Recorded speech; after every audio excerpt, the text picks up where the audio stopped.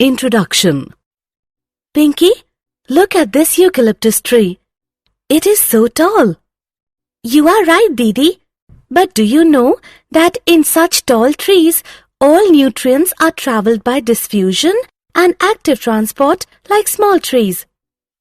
Yes, but these are not only the means of transport. Actually, both of these processes are extremely slow and take a lot of time. There are some other processes also which also take place. What are those other processes? We will discuss them now. Objectives. At the end of this lesson, you will be able to define mass flow or bulk flow system, explain the apoplast and symplast pathways, describe the root pressure theory, describe the transpiration pull theory, explain the transpiration process. Long-distance transport of water. Introduction. Friends, as we all know that over small distances, substances move by diffusion and by cytoplasmic streaming, supplemented by active transport. Long-distance transport of substances within a plant cannot be by diffusion alone. Diffusion is a slow process. It can account for only short-distance movement of molecules. For example, the movement of a molecule across a typical plant cell takes approximately 2.5 seconds. Some trees are up to 50 feet tall. So think how many years it would take for the movement of molecules over a distance of 25 to 30 feet within a plant by diffusion alone. Sometimes the sites of production or absorption and sites of storage are too far from each other. Diffusion or active transport would not suffice. Mass or bulk flow system. In long trees, special long-distance transport systems become necessary so as to move substances across long distances and at a much faster rate. Water, minerals, and food are generally moved by a mass or bulk flow system. Mass flow is the movement of substances in bulk or en masse from one point to another as a result of pressure differences between the 2 points. It is a characteristic of mass flow that substances, whether in solution or in suspension, are swept along at the same pace as in a flowing river. This is unlike diffusion, where different substances move independently depending on their concentration gradients. Bulk flow can be achieved either through a positive hydrostatic pressure gradient, example a garden hose, or a negative hydrostatic pressure gradient, example suction through a straw.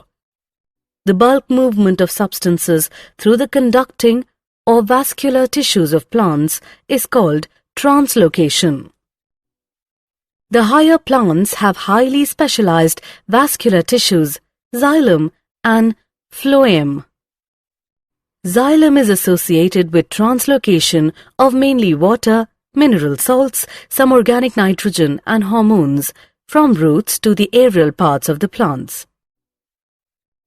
The phloem translocates a variety of organic and inorganic solutes, mainly from the leaves to other parts of the plants. How do plants absorb water? Now let us understand how plants absorb water. The roots absorb most of the water that goes into plants. That is why we give water to the soil and not on the leaves. The responsibility of absorption of water and minerals is more specifically the function of the root hairs that are present in millions at the tips of the roots. Root hairs are thin-walled, slender extensions of root epidermal cells that greatly increase the surface area for absorption. Water is absorbed along with mineral solutes by the root hairs, purely by diffusion. Once water is absorbed by the root hairs, it can move deeper into root layers by two distinct pathways. Apoplast pathway and Symplast pathway. We will know them in detail in the next few screens. Apoplast pathway. The apoplast is the system of adjacent cell walls that is continuous throughout the plant, except at the Casparian strips of the endodermis, the roots. The apoplastic movement of water occurs exclusively through the intercellular spaces and the walls of the cells. Movement through the apoplast does not involve crossing the cell membrane. This movement is dependent on the gradient. The apoplast does not provide any barrier to water movement, and water movement is through mass flow. As water evaporates into the intercellular spaces or the atmosphere, tension develops in the continuous stream of water in the apoplast. Hence, mass flow of water occurs due to the adhesive and cohesive properties of water. Symplast pathway. The other pathway is Symplast pathway. The symplastic system is the system of interconnected protoplasts. Neighboring cells are connected through cytoplasmic strands that extend through plasmodesmata. During symplastic movement, the water travels through the cells, their cytoplasm. Intercellular movement is through the plasmodesmata. Water has to enter the cells through the cell membrane, hence the movement is relatively slower. Movement is again down a potential gradient. Symplastic movement may be aided by cytoplasmic streaming. Cytoplasmic streaming is observed in cells of the hydrilla leaf. The movement of chloroplast due to streaming is easily visible. Apoplast and Symplast pathways. Most of the water flow in the roots occurs via the apoplast, since the cortical cells are closely packed and hence offer no resistance to water movement. However, the inner boundary of the cortex, the endodermis, is impervious to water because of a band of suberized matrix called the Casparian strip. Water molecules are unable to penetrate the layer, so they are directed to wall regions that are not suberized into the cells proper through the membranes. The water then moves through the symplast and again crosses a membrane to reach the cells of the xylem. The movement of water through the root layer is ultimately symplastic in the endodermis. This is the only way water and other solutes can enter the vascular cylinder. Once inside the xylem, water is again free to move between cells as well as through them. In young roots, water enters directly into the xylem vessel and/or tracheids. These are non-living conduits, and so are parts of the apoplast. Do you know that some plants have additional structures associated with them that help in water and mineral absorption? A mycorrhiza is a symbiotic association of a fungus with a root system. The fungal filaments form a network around the young root, or they penetrate the root cells. The hyphae have a very large surface area that absorb mineral ions and water from the soil, from a much larger volume of soil that perhaps a root cannot do. The fungus provides minerals and waters to the roots. In turn, the roots provide sugars and nitrogen-containing compounds to the mycorrhizae. Some plants have an obligate association with the mycorrhizae. For example, pinus seeds cannot germinate and establish without the presence of mycorrhizae. Root pressure theory. Till now we have learnt that how plants absorb water from the soil and move it into the vascular tissues. Now we will learn how this water is transported to various parts of the plant. Various ions from the soil are actively transported into the vascular tissues of the roots. Water follows its potential gradient and increases the pressure inside the xylem. This positive pressure is called root pressure and can be responsible for pushing up water to small heights in the stem.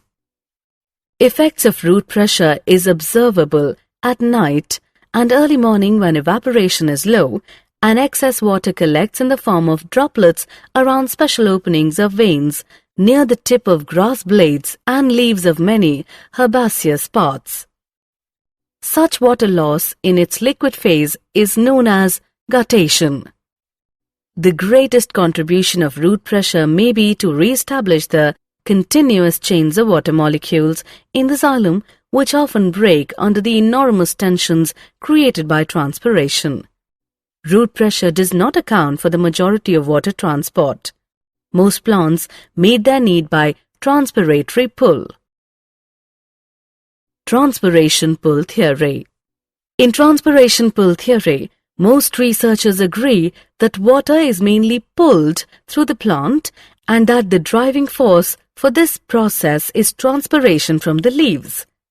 This is also referred to as the cohesion-tension transpiration pull model of water transport. Water is transient in plants. Less than 1% of the water reaching the leaves is used in photosynthesis and plant growth.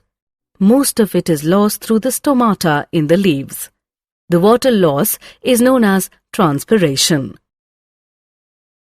Transpiration. So far we have learnt about water flow pathways and related theories. We now move on to the next topic of this module, transpiration. Transpiration is the evaporative loss of water by plants. It occurs mainly through the stomata in the leaves. Besides the loss of water vapor in transpiration, exchange of oxygen and carbon dioxide in the leaf also occurs through pores called stomata. Normally, stomata open in the daytime and close during the night. The immediate cause of the opening or closing of the stomata is a change in the turgidity of the guard cells. The inner wall of each guard cell towards the pore or stomatal aperture is thick and elastic. When turgidity increases within the two guard cells flanking each stomatal aperture or pore, the thin outer walls bulge out and force the inner walls into a crescent shape. The opening of the stomata is also aided due to the orientation of the microfibrils in the cell walls of the guard cells. Cellulose microfibrils are oriented radially rather than longitudinally, making it easier for the stoma to open. When the guard cells lose turgor due to water loss or water stress, the elastic inner walls regain their original shape. The guard cells become flaccid and the stoma closes. Usually the lower surface of a dorsiventral or often dicotyledonous leaf has a greater number of stomata, while in an isobilateral or often monocotyledonous leaf, they are about equal on both surfaces.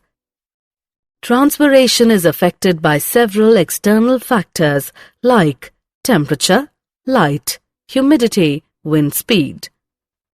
Plant factors that affect transpiration include number and distribution of stomata, number of stomata open, water status of the plant, canopy structure, etc.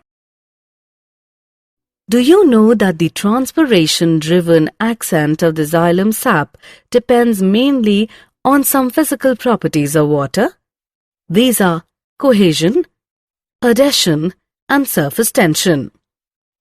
Cohesion is the mutual attraction between water molecules. Adhesion is the attraction of water molecules to polar surfaces, such as the surface of tertiary elements. And in surface tension, the water molecules are attracted to each other in the liquid phase more than to water in the gas phase. These properties give water high tensile strength, which is an ability to resist a pulling force, and high capillarity, which is an ability to rise in thin tubes. In plants, capillarity is aided by the small diameter of the tertiary elements, the tracheids and vessel elements. Let us take a look on the advantages of transpiration in plants. It creates transpiration pull for absorption and transport of plants. It supplies water for photosynthesis. It transports minerals from the soil to all parts of the plant. It cools leaf surface, sometimes 10 to 15 degrees, by evaporating cooling. It maintains the shape and structure of the plants by keeping cells turgid. Summary. Let us summarize what we have learned. Long-distance transport of substances within a plant cannot be done by diffusion alone. Diffusion is a slow process. Mass flow is the movement of substances in bulk or en masse from one point to another as a result of pressure differences between the 2 points. The bulk movement of substances through the conducting or vascular tissues of plants is called translocation. Xylem is associated with translocation of mainly water, mineral salts, some organic nitrogen and hormones from roots to the aerial parts of the plants. The phloem translocates a variety of organic and inorganic solutes, mainly from the leaves to other parts of the plants. Once water is absorbed by the root hairs, it can move deeper into root layers by 2 distinct pathways, apoplast pathway and symplast pathway. Various ions from the soil are actively transported into the vascular tissues of the roots. Water follows its potential gradient and increases the pressure inside the xylem. Water is mainly pulled through the plant, and that the driving force for this process is transpiration from the leaves. This is referred to as the cohesion-tension-transpiration pull model of water transport. Transpiration is an evaporative loss of water by plants. It occurs mainly through the stomata in the leaves. The transpiration-driven ascent of xylem sap depends mainly on the adhesion, cohesion, and surface tension properties of water.